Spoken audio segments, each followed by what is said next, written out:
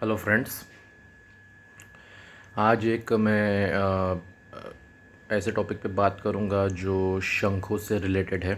उनके प्राइसेस के ऊपर बात करूंगा मैं।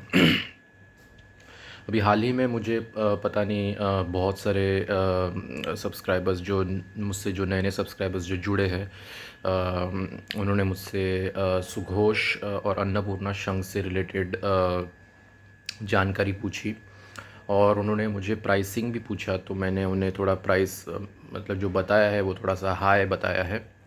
तो उन्होंने मुझसे कहा कि इतना प्राइस तो होता नहीं है, ऐसा नहीं वैसा नहीं होता है, लेकिन आपका प्राइस इतना क्यों ज़्यादा है। तो मैं बार बार उन्हें ये बता रहा, मतलब उन्हें हर बार ये इन्फॉर्म करता हूँ कि ये जो सुघोष और अन्नपूर्णा है ये अभी बहुत मतलब रेयर स्पेशीज़ जैसे हो गई, ये भी बहुत अभी कम मिल रहे हैं।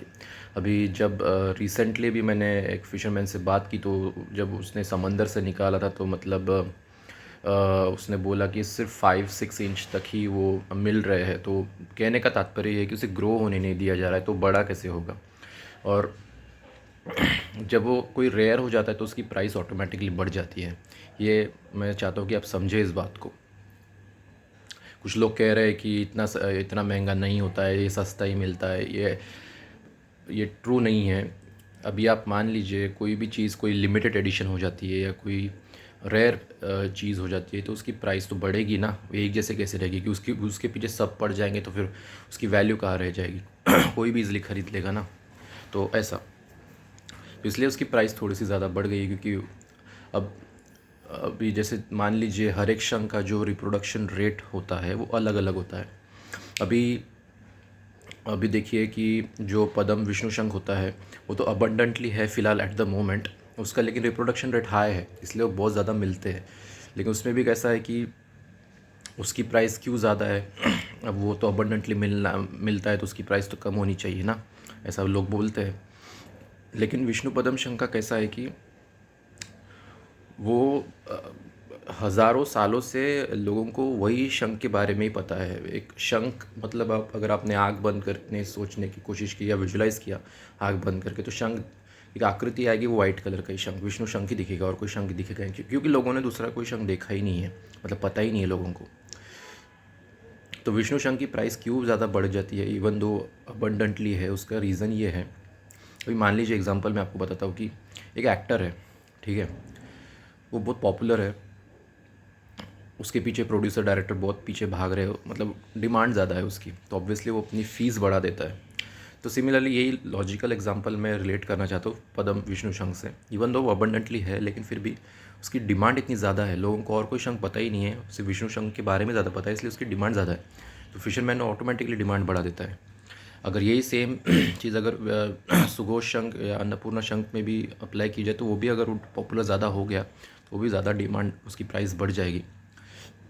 लेकिन अभी वो है नहीं, रेयर है, उसके मिलने के चांसेस कम है, इसलिए उसकी प्राइस ज़्यादा बढ़ गई है। यही एक रीज़न है कि वो सस्ता अभी नहीं, पहले पहले मिलता था। अभी मतलब कैसा स्टेडी पॉपुलेशन भी तो होनी चाहिए ना शंखों की, मतलब अभी अभी 5-6 इंच ही मिल रहा है अभी समंदर में। पहले कैसा होता था कि 8-9 मिल जाएगा, 11 मिल जाएगा। लेकिन ऐसा नहीं कहूँगा कि बिल्कुल मिल नहीं रहे, मिल रहे कई जगह 10-11 इंच भी मिल जाएगा, लेकिन एक दो पीस ही आएगा। फिर अगर वो एक दो ही है अवेलेबल तो ऑब्वियसली वो फिशरमैन जो है तो उसे हाई प्राइस में बेचेगा ना, लॉजिकल बात है। तो यही मुझे कुछ एक बताना था आपको कि डोंट गेट मी रॉन्ग, मैं भी चाहता हूँ कि आपको शंख सस्ते से सस्ते मिले, लेकिन कैसा होता है अभी हर चीज़ की जो प्राइस होती है वो एक जैसी तो नहीं रहती है ना। अभी आप कोई भी चीज़ 8 से 10 साल पहले देख लो, उसकी प्राइस जो तब थी और आज की प्राइस देख लीजिए, बहुत ज़मीन आसमान का फ़र्क है। तो शंखों में भी ऐसा ही समझिए ना आपकी, सस्ता हर बार नहीं रहेगा ना, मतलब इवन दो वो रेयर भी हो जाएगा फिर भी उसे निकालने का उसका जो भी उसका खर्चा वगैरह जो भी होगा, जो फिशरमैन जो बोट्स लेके जाते हैं उसमें जो भी उनके इक्विपमेंट्स वगैरह हो उस सबके प्राइसेस बढ़ गए तो ऑब्वियसली वो भी उनको भी प्राइस बढ़ाना ही पड़ेगा ना। हर चीज़ हर शंख सस्ता कैसे मिल पाएगा आपको। तो यही एक जस्ट रीज़न था कि हर शंख का पॉपुलेशन रेशियो या जो रिप्रोडक्शन रेट है वो अलग अलग होता है। अन्नपूर्णा और सुघोष का भी अलग अलग है, इसलिए उनका जो रिप्रोडक्शन रेट है में भी थोड़ा सा डिक्लाइन हो चुका होगा, इसलिए वो ज़्यादा मिल नहीं रहे होंगे इस वक्त। ऐसा भी हो सकता है आगे चल के वो रेयर हो जाए, बैन हो जाए, आई एम नॉट श्योर। तो इसी वजह से उसका प्राइस थोड़ा सा हाइक हो गया है। लेकिन मैं यही कहूँगा कि देखिए, आप सभी चीज़ें तो बार बार ले लेते हैं, ठीक है। अभी आप कपड़े ले लो, कोई भी अपना गैजेट ले लो, मोबाइल ले लो, कंप्यूटर, लैपटॉप, कार, आप थ्रू आउट अपने लाइफ टाइम कई बार ये सब चीज़ें चेंज करते रहोगे। लेकिन शंखों का ऐसा नहीं है, आपने कोई एक शंख ले लिया वो आपके साथ लाइफ टाइम रहेगा। मान लीजिए अभी आपने थोड़ा सा महंगा शंख ले लिया, मान लीजिए चलो 2,500 से 3,000 का आपने शंख ले लिया, वो लाइफ टाइम रहेगा, उसको आपको और कोई शंख खरीदने की ज़रूरत नहीं पड़ेगी। शंख की लाइफ टाइम जो वैलिडिटी है, अगर आपने मेरा वीडियो देखा होगा तो उसकी 17,000 साल से भी ज़्यादा उसकी वैलिडिटी है, लाइफ टाइम। आपकी कई पुश्तैनी जिएंगी तब भी वो शंख रहेगा, लेकिन उससे कुछ नहीं होगा, आपकी कई पीढ़ियाँ ख़त्म हो जाएंगी लेकिन वो शंख वैसे का वैसे ही रहेगा। तो ये शंख की वैलिडिटी, जस्ट वन इन्वेस्टमेंट, एक बार आपको पे करके शंख खरीदना है और it will be with you life time. So यही एक रीज़न था मुझे एक्सप्लेन करना था कि क्यों कुछ शंखों के, अब जैसे अन्नपूर्णा और सुघोष है उसकी प्राइस क्यों बढ़ रही है, कि वो भी पॉपुलर हो रहा है, वो पेस पकड़ रहा है विष्णुपदम शंख की तरह, वो भी पॉपुलर हो रहे हैं, इसलिए उसकी प्राइस थोड़ी बढ़ गई है, लेकिन मिल नहीं रहा है, इस रीज़न की वजह से उसकी प्राइस थोड़ी सी ज़्यादा बढ़ गई है, और कुछ नहीं है। So I hope you are getting my point, आप मेरी बात समझ रहे हैं कि क्यों अन्नपूर्णा सुघोष का कुछ प्राइस रेंज थोड़ा सा हाइक हो गया है। इसका जेन्युइन रीज़न यही है जो मैंने आपको अभी एक्सप्लेन किया। I hope you will understand. So यही मुझे जस्ट एक्सप्लेन करना था।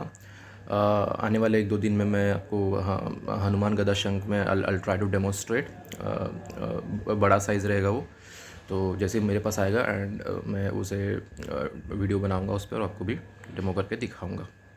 सो मिलते हैं अगले वीडियो में एक नए टॉपिक के साथ। Thank you. मिलते हैं अगले वीडियो में एक नए टॉपिक के साथ। Thank you so much and जय श्री कृष्णा।